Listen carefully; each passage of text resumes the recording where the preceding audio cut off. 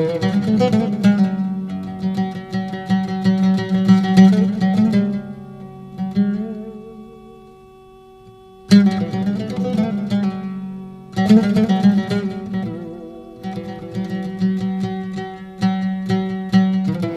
yurdun ve köçerli adına Respublika Uşaq Kitabxanasının təşkilatçılığı ilə 19-cu əsr Azərbaycan ədəbiyyatının ən parlaq nümayəndələrindən biri, şair, maarifçi, pedaqog Seyid Əzim Şirvaninin yaradıcılığına həsr olunmuş Sözün Rəngi adlı rəsm sərgisi təqdimatları.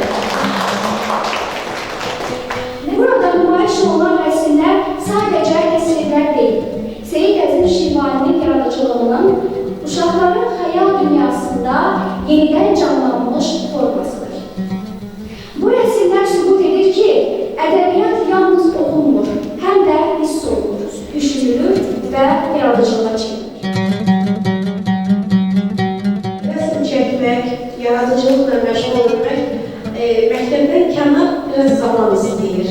Əgər o gözəl zamanlarını, vaxtlarını ayırıb Azərbaycan klassik ədəbiyyatına önəm verməklə o dəqiqələri doldururlarsa, deməli bizim gələcəyimiz olduqca xoşbəxt olacaq.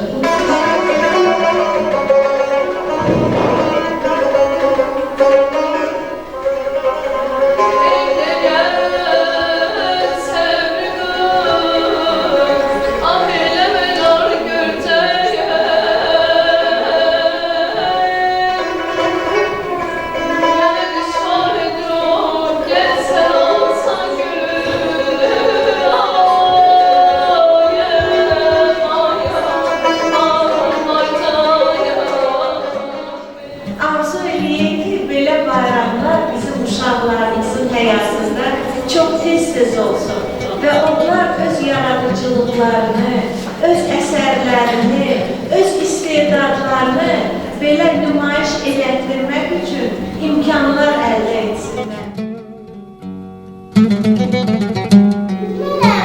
Mənəm quşların şahənşahı, uçaram göydə.